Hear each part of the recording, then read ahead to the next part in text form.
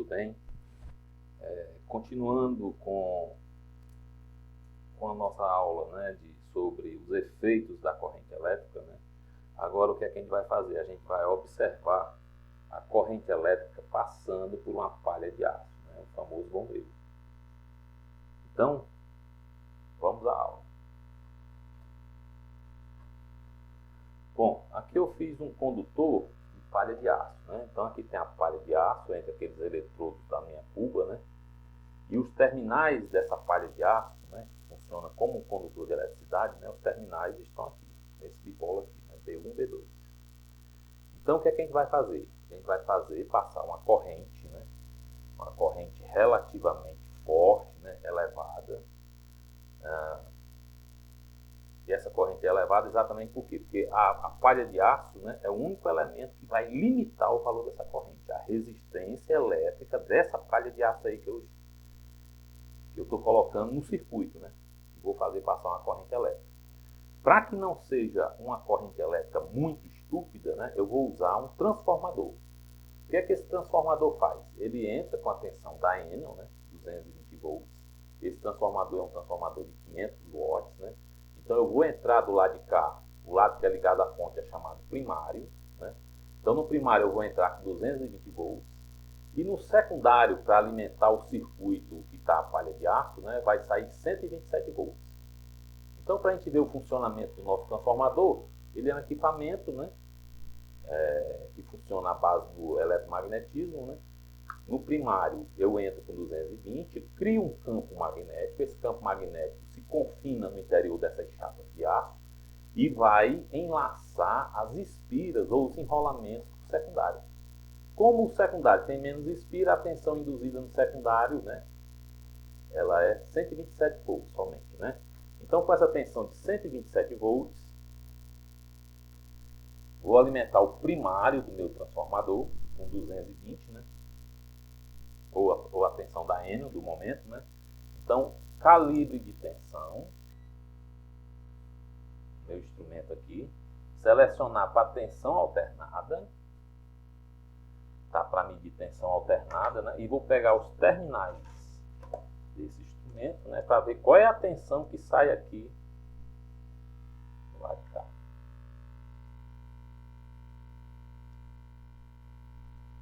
Vou ligar. A tensão de saída, né, tá 118 volts. A tensão de saída do meu secundário está 118 volts. Professor, o senhor não disse que o transformador, a saída era para ser 127? É 127 se estiver entrando exatamente 220 volts. Como a tensão da Enel não deve estar sendo 220 volts, então a tensão de saída também não é 220 volts. Né? Então, a tensão que eu vou alimentar o meu circuito elétrico, né, formado por uma palha de aço, né, vai ser a tensão de 118 volts. Vou desligar, né? Aí volta para a minha caixinha de medição, né? Aqui, nessa primeira tomada de entrada aqui, vai ser para a gente ver a tensão de saída, né? Então, a entrada da minha caixa de medição está aqui. Né?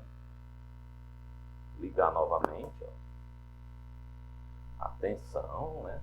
Pegando aqui nos terminais da caixa de saída, 118 volts. Né? Ok? Então, desligo. Nesse experimento, eu não vou medir corrente elétrica, porque a corrente elétrica é muito alta, né? Então, com o circuito desligado, o que é que eu vou fazer? A corrente, né? Quando eu ligar o circuito, a corrente vai sair por esse borne aqui, entra na palha de aço, né? Entra no circuito da palha de aço, a corrente vai passar pela palha de aço e vai sair aqui. Então, para ela sair aí, né? O que é que eu vou fazer? A corrente vai sair aqui assim, né? E volta lá para o meu circuito. O detalhe, né, é que como não existe carga nos terminais do lado de cá, então não vai acontecer nada, né? A corrente não tem como fechar o circuito. Então o que é que eu vou fazer? Eu vou fechar um curto-circuito. Professor, o que é um curto-circuito? É um circuito cuja resistência é baixa. O quem vai limitar a corrente do circuito é a resistência desse pedacinho de fio aqui ou a resistência da minha palha de aço.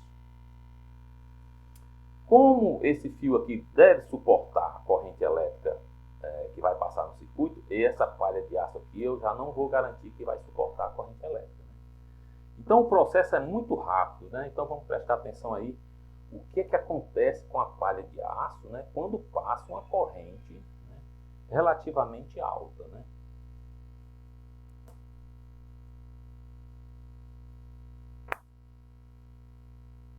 Ligou direitinho.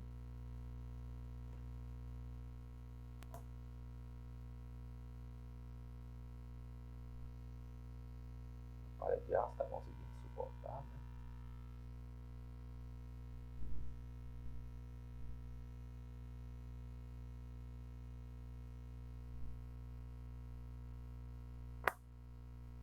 Ver se está circulando corrente mesmo.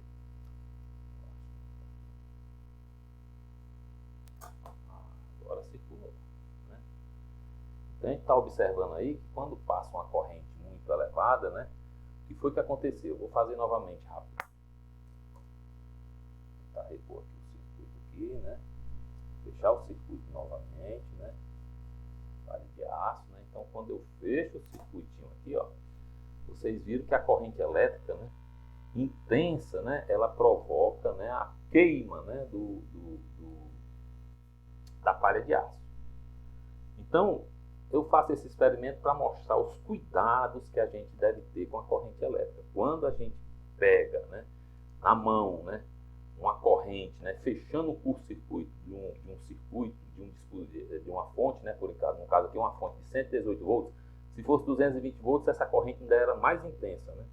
Aí, o que acontece? Essa corrente ela provoca queimaduras.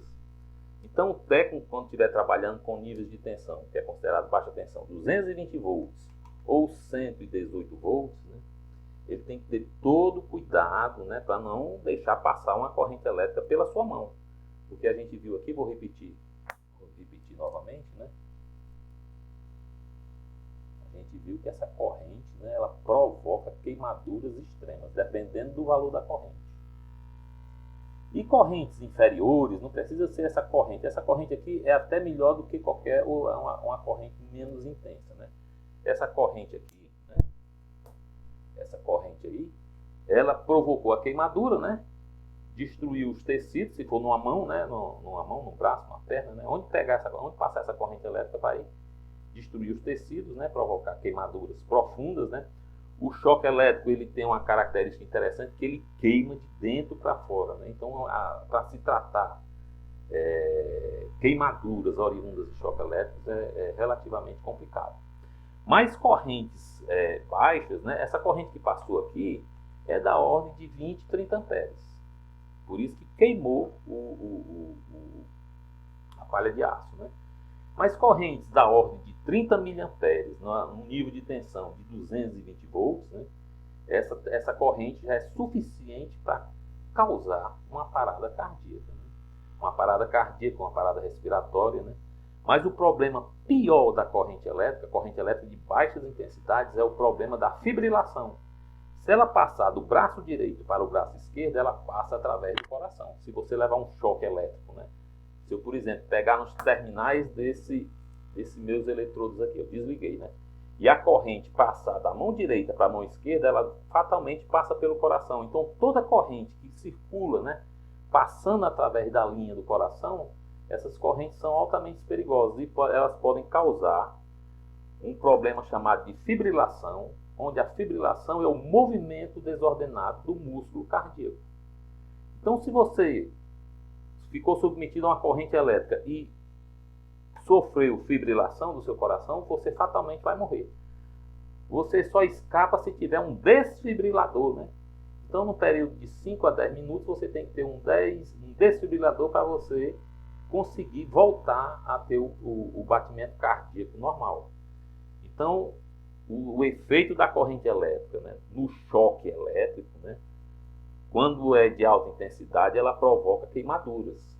Correntes da ordem de 30 a 40 miliamperes, né, pode provocar fibrilação do coração, né? Fibrilação, tetanização, né? Muita gente já ouviu falar que o cara levou um choque na geladeira e ficou grudado na geladeira. É porque a tendência ali do choque elétrico é tetanizar os músculos, né? Pessoal, o que é tetanização? Tetanização é uma resposta instintiva do corpo humano de querer segurar, né?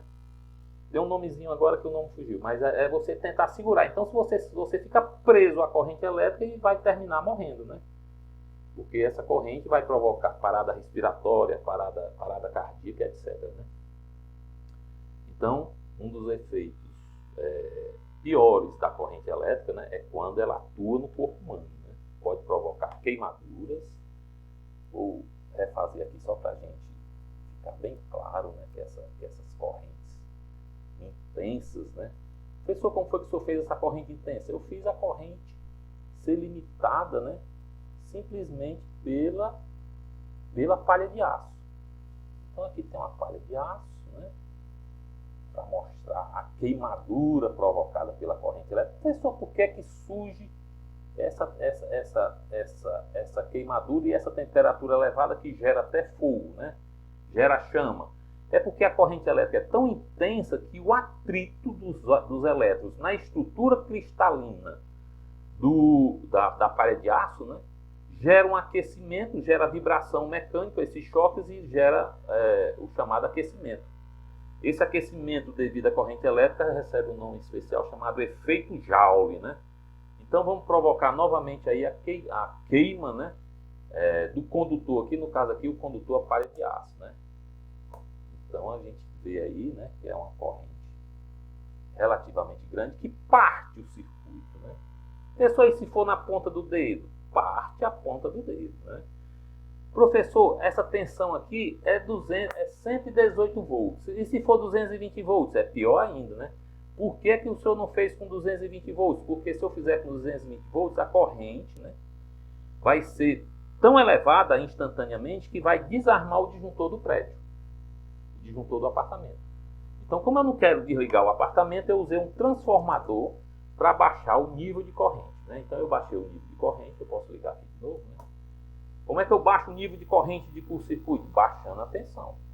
Então, essa corrente foi suficiente para queimar a palha de aço, né, e não desarmar o disjuntor do prédio, porque senão interrompia a gravação, né, porque parava tudo. Ok?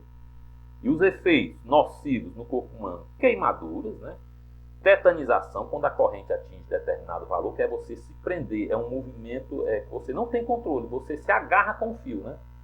É tanto que quando a gente testa, né, se um condutor tem tensão ou não, a gente testa pela parte de fora da mão, porque se você for querer fechar, você fecha se livrando do contato, né? Já se você for testar tentando bater de dentro, né, forma de dentro assim, a tendência é você apertar, né, fechar. O movimento nesse movimento ele é involuntário, né? Você não tem controle sobre esse movimento. Então a tetanização é esse processo de você fechar a mão, né, se agarrar com o corpo que está eletrizado, desde que haja condição para isso, né? E o efeito mais letal é quando essa intensidade de corrente em determinado nível, né, além do nível de corrente, depende do seu organismo, né, do seu equilíbrio eletroquímico, né, da sua saúde, etc., né, da qualidade do seu sangue. Tudo influencia na intensidade de corrente que vai provocar fibrilação. Então, nos manuais que existem por aí, existe uma faixa de corrente que produz fibrilação. Em torno de 40 a 70 miliamperes já provoca fibrilação. Correntes da ordem de 1, 2 amperes, queimaduras, né? Do jeito que aconteceu aí. Então, esse experimento é para a gente ter cuidado, né, quando a gente estiver trabalhando com 220 volts. Por incrível que pareça, é onde os eletricistas se acidentam mais, né? Até os próprios eletricistas da Enel, né? Então, tomar cuidado, né? Porque arranca a pontinha de dedo, né?